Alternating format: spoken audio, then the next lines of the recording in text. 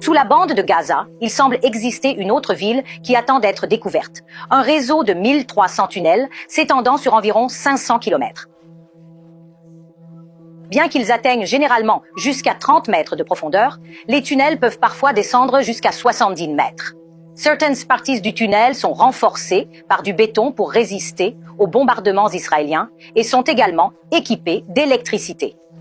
Ces tunnels sont maintenant la plus grande menace pour les forces de défense israéliennes ou l'IDF. Elle attend le feu vert pour mener ce qui pourrait être la plus grande offensive terrestre à Gaza après les attaques du Hamas du 7 octobre. Les experts estiment que certains des plus de 200 otages israéliens en captivité du Hamas pourraient se trouver dans les tunnels. Cette théorie a été renforcée par le récit de l'otage âgé récemment libéré par le Hamas. Elle a raconté comment, après avoir été enlevée et arrivée à Gaza, elle a parcouru plusieurs kilomètres jusqu'à un réseau de tunnels qu'elle a décrit comme ressemblant à une toile d'araignée.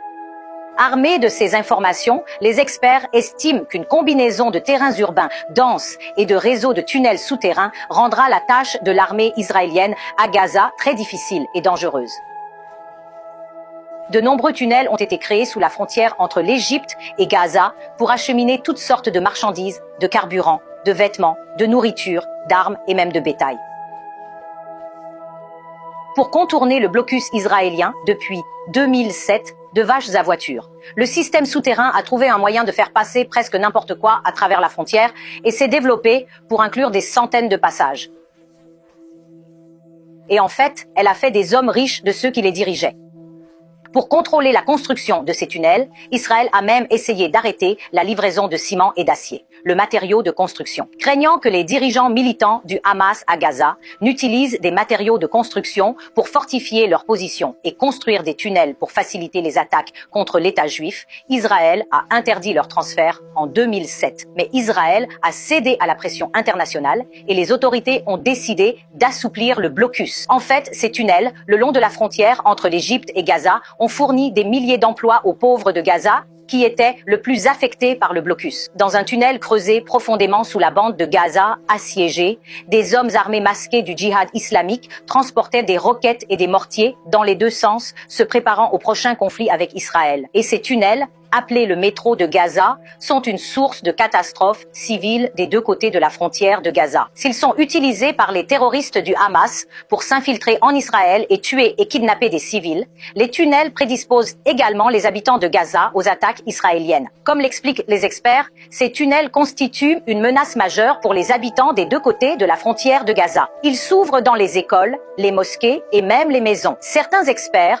pensent que le Hamas semble avoir perfectionné son expertise en matière de construction de tunnels en étudiant les rebelles syriens à Alep et les combattants de l'État islamique à Mossoul, en Irak. Les tunnels étaient en construction depuis des décennies, mais les travaux ont été accélérés après qu'Israël a retiré ses troupes et ses colons de Gaza en 2005. Les travaux de creusement de tunnels se sont compliqués après que le Hamas a chassé Raev el-Fatah de Gaza lors des élections de 2006. Certains tunnels sont renforcés avec du béton et ils sont généralement équipés d'électricité et même de puits de ventilation. Certains réseaux de tunnels disposent également de moyens de transport élémentaires pour les armes et les terres excavées. Jusqu'à 50 000 Palestiniens sont employés dans la construction de ces tunnels et dans le commerce de contrebande, selon un rapport publié en 2013.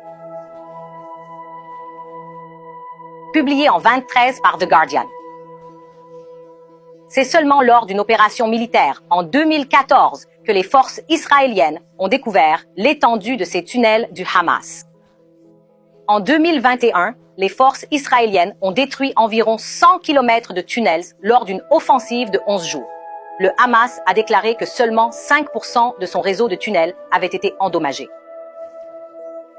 Réalisant la futilité de leur tentative pour freiner la construction du tunnel, Israël a annoncé en 2021 l'achèvement d'une barrière le long de la frontière de Gaza, équipée de capteurs souterrains, de radars et de caméras pour freiner les menaces après 3 années et demie de construction.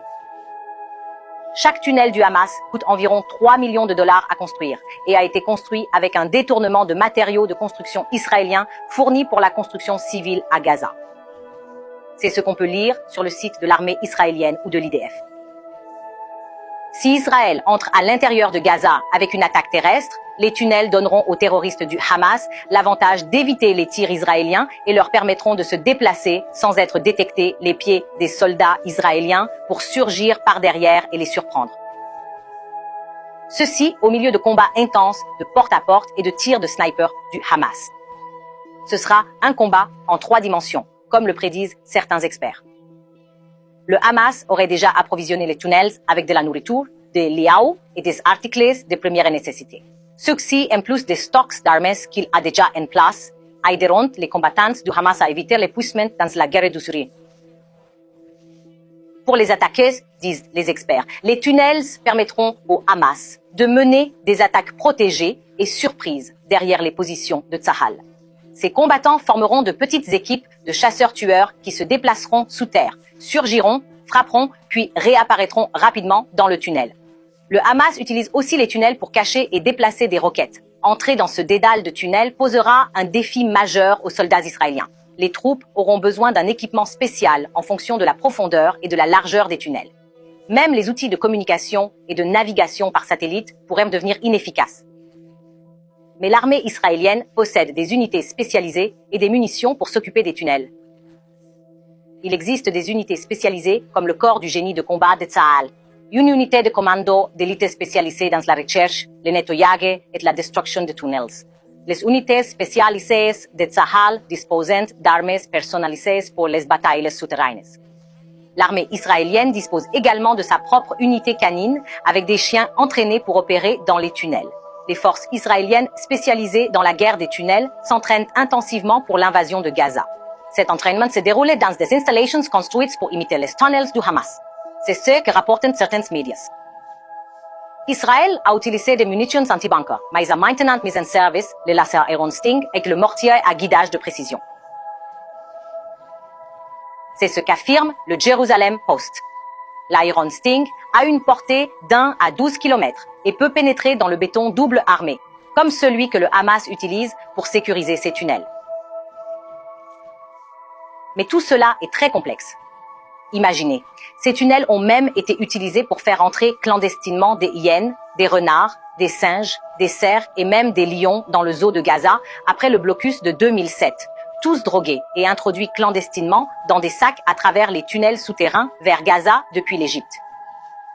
S'il y a des tunnels à travers lesquels un lion a été introduit clandestinement, imaginez quel enfer les terroristes du Hamas pourraient déchaîner avec l'utilisation de ces tunnels. Dites-nous ce que vous pensez de cette vidéo dans la section des commentaires et pour plus de mises à jour.